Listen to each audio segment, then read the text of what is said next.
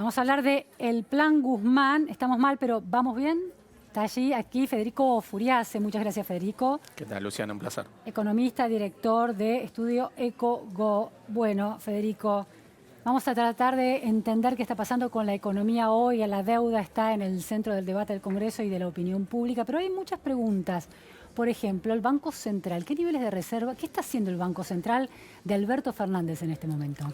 Bueno, el Banco Central está, digamos, te diría desde octubre empezó en un modo de expansión monetaria porque le está dando financiamiento monetario al Tesoro. El Tesoro tiene déficit fiscal, no tiene mercado para financiarlo, con lo cual el Banco Central está emitiendo para financiar parte de déficit fiscal y también de vencimientos de deuda en pesos que no puede ir renovando, una parte. Sí. También ha expandido por buenas razones, porque con el cepo el Banco Central pudo comprar reservas. Esa es una expansión más benigna, claro, por decirlo de alguna manera. ¿A cuánto llegan hoy las reservas? Hoy las reservas netas sí, están en la zona de 15.000 millones de dólares. ¿Con cuánto heredó el Banco Central Alberto Fernández? Bueno, se mantuvo más o menos estabilizado porque en los últimos semanas de Sanderi ya había empezado a comprar reservas después de que se puso el cepo. Alberto Fernández con Pelle también empezó a comprar.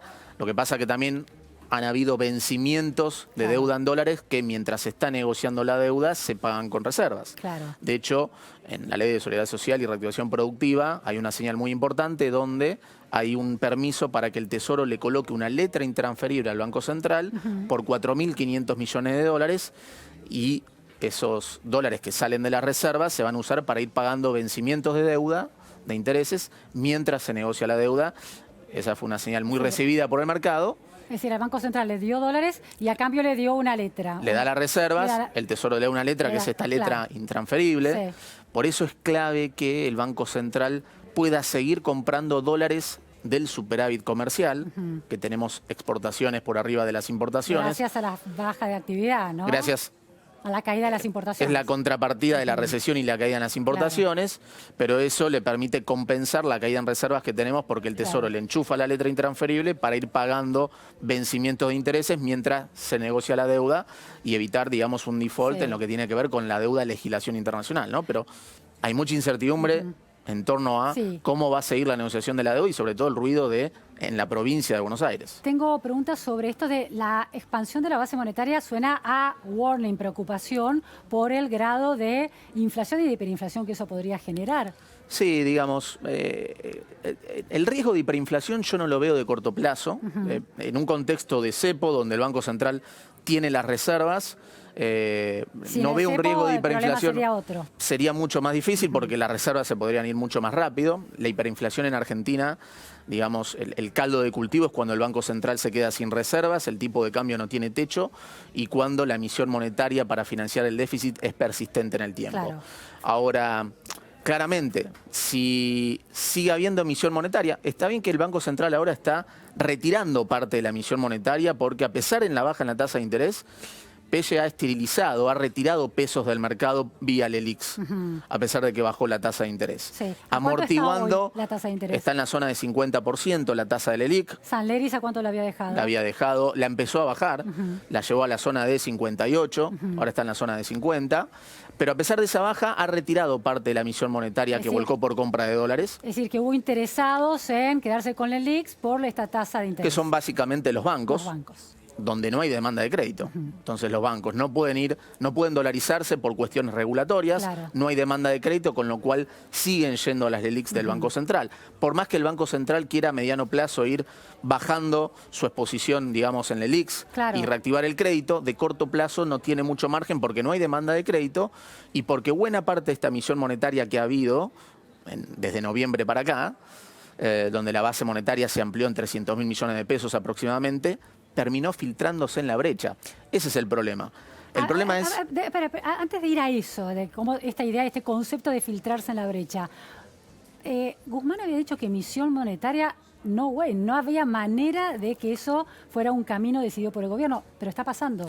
Está pasando relativamente, digamos, Guzmán dijo un mensaje muy claro. Así como no hay margen para ajustar el gasto público, por cuestiones políticas y sociales, tampoco había margen para aumentar el déficit y financiarlo con emisión monetaria. Entonces yo creo que ahí Guzmán va a tratar de mantener el déficit fiscal de 2019. Sí. Pero claramente ese déficit fiscal va a ser principalmente financiado con emisión monetaria porque no hay mercado para financiarlo. Entonces no pudo cumplir con ese objetivo. Hay que esperar porque en realidad lo que dijo Guzmán es no hay margen para aumentar el déficit y ese aumento del déficit respecto del año pasado financiarlo con emisión monetaria. Ah, se refiere al aumento. A la diferencia marginal que habría. Claro, y ahí hubo una señal muy importante porque el gobierno al desindexar las jubilaciones respecto de la inflación pasada, ahí moderó una inercia fiscal muy complicada que dejaba, digamos, los números de 2019 partiendo de inflación tan alta, ¿no? Pero eso implica para algunos haber ajustado, que es lo que Guzmán dijo que no iba a hacer. Es un ajuste. Es un ajuste. Es un ajuste y además cuando miramos lo que pasó del lado de aumentar la carga impositiva, es la otra parte del ajuste que va contra el sector privado, con un efecto, digamos, perjudicial para el producto potencial de Argentina, pero claramente, acá lo habíamos dicho, no hay margen para financiar populismo en 2020, independientemente del gobierno del turno, y así fue. Por eso se tuvo que aumentar la carga tributaria, por eso se tuvo que desindexar las jubilaciones de la inflación pasada, para evitar que la inercia fiscal complique más de la cuenta y se tenga que abusar de la emisión monetaria.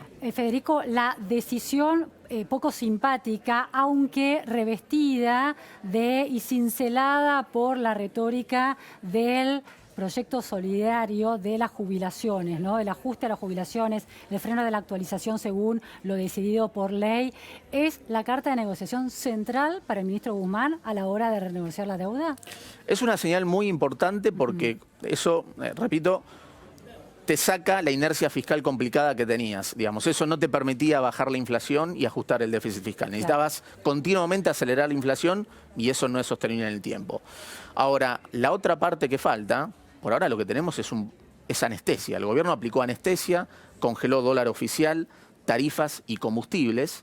Eso no puede ser persistente en el tiempo. No dura porque si en el medio tenés emisión monetaria, no solucionás la deuda, se te escapa la brecha, el termómetro de la brecha, el dólar implícito en la brecha, y ahí sí se te puede acelerar la inflación, justamente porque se te escapa la brecha y el congelamiento de dólar, tarifas y combustibles, de alguna manera pierde eficiencia. Federico, hablabas de un tema de la base monetaria y la brecha cambiaria. ¿Cómo se relaciona esto? ¿Qué quieres decir? Bueno, en realidad cuando hay un excedente de emisión monetaria, porque tiene que financiar el déficit, porque hay que hacer pagos de vencimientos en pesos, ahora se vienen muchos vencimientos de pesos, entra la bola de nieve de los vencimientos de pesos que tiene el Tesoro febrero y marzo.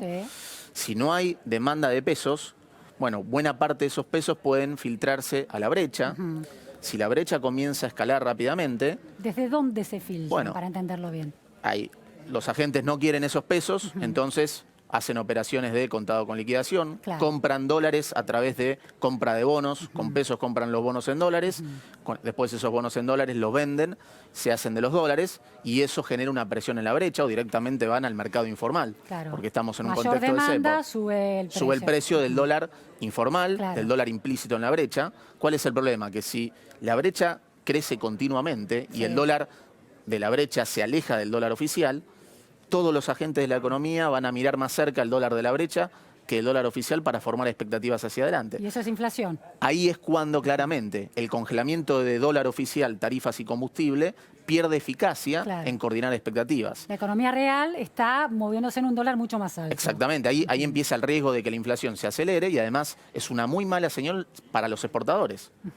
Con lo cual se te come el superávit externo con el cual el Banco Central tenía que comprar dólares para darle al Tesoro y que pague la deuda. Lo liquidan al dólar oficial. Al dólar oficial, restándole las retenciones.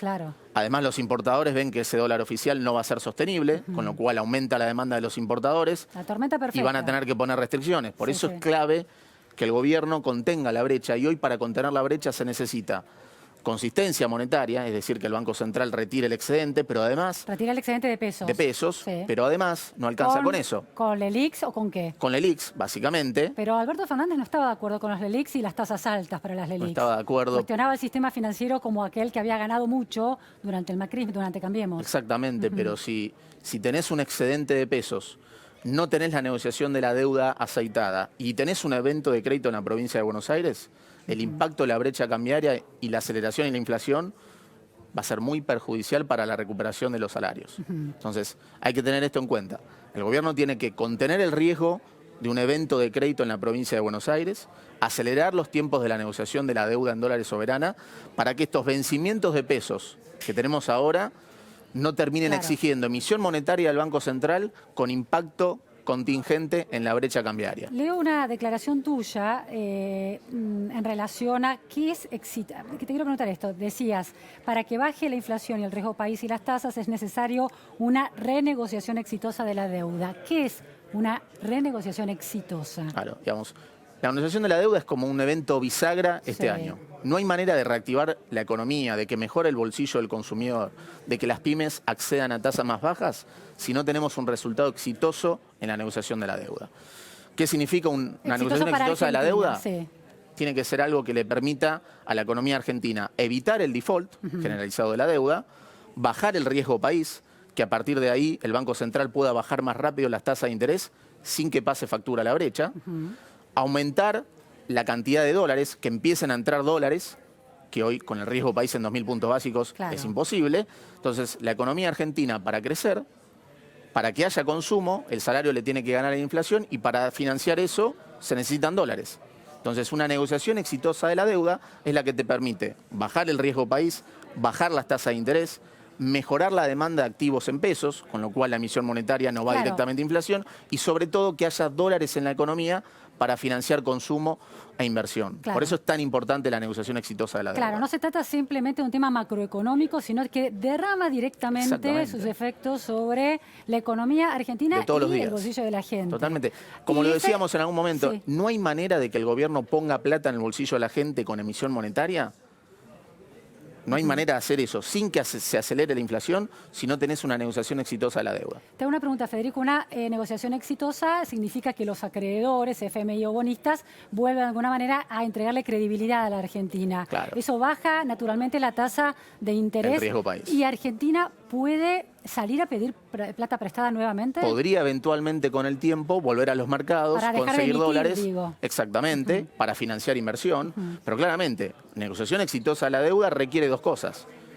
Que se den los tiempos de la reestructuración de la deuda, que la Argentina pueda descomprimir su perfil de vencimientos, bajar el perfil de vencimiento de deuda, pero en una negociación amigable con los acreedores. ¿La actitud de Axel Kicillof desde Provincia de Buenos Aires es una actitud amigable con los acreedores? Tiene matices, porque por un lado dice que no hay plata para pagar, ahora está haciendo una estrategia donde le dice que pagaría todos los intereses hasta mayo y reperfila solamente el capital. Sí, pero eso no lo venía diciendo de antes. Lo ha dicho. Sí. Claramente que estás en un contexto de negociación, con lo cual ha subido la apuesta. Sí.